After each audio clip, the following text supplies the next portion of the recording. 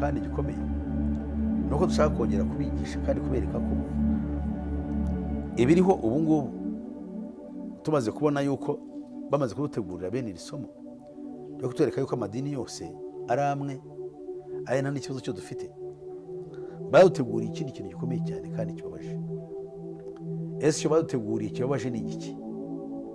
Icyo cyo baduteguriye kandi kibabaje ni ukutwigisha cyangwa gushaka kudutegurira igishushanyo gisengwa.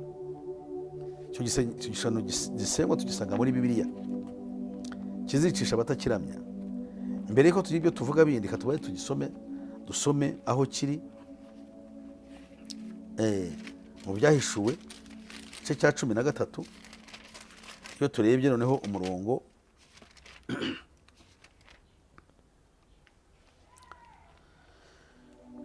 wa 14,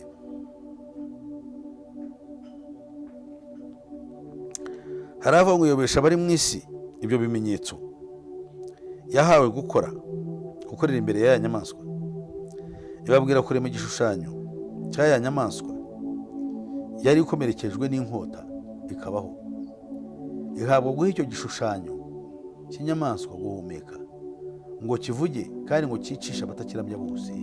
Amen. Iki kintu abantu benshi ntabwo bakivuga. Abantu benshi bita cyane ngo ku kimenyetso, kandi ikimenyetso cyaraje cyaragaragaye, ikimenyetso kirahari, abantu baragihawe. Ariko noneho ku murongo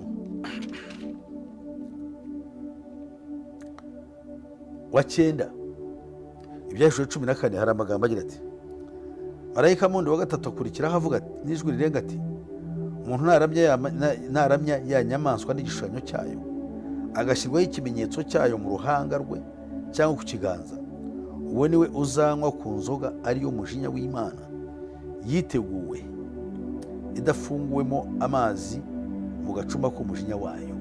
Amen. Ni ukuvuga ngo iki gishushanyo gisengwa kigiye gushyirwaho abazakiramya bazahabwa n'ikimenyetso